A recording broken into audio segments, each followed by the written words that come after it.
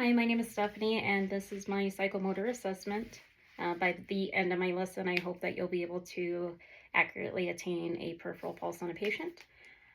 Demonstrating for me, I have my daughter, and I am going to be attempting to locate and assess her peripheral pulses.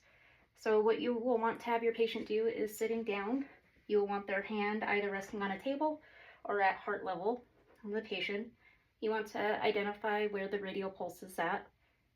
On most patients, your radial pulse will be on the thumb side of the hand, just to the left or thumb side of the two tendons below the wrist.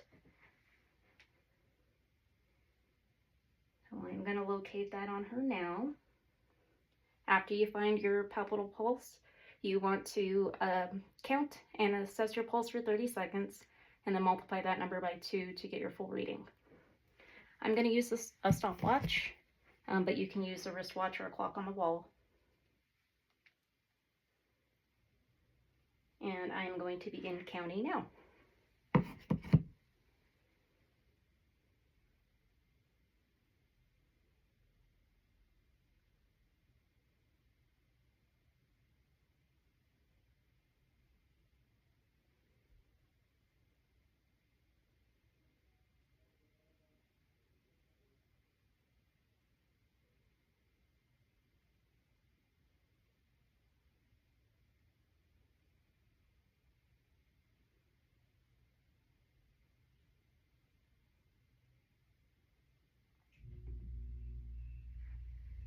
Okay, so her pulse, I got 36 for my number. We're going to multiply that by 2, and that's going to give us a pulse of 72.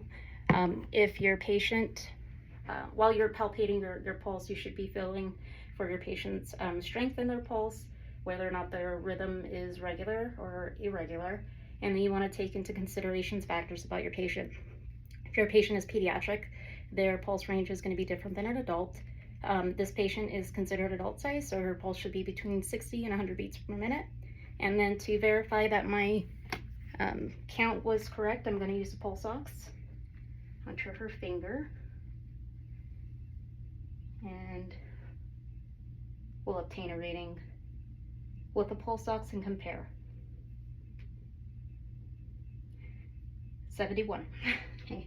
So that is how you measure a radial pulse, and practicing on doing something that is fundamental will continue your assessment skills on your patients.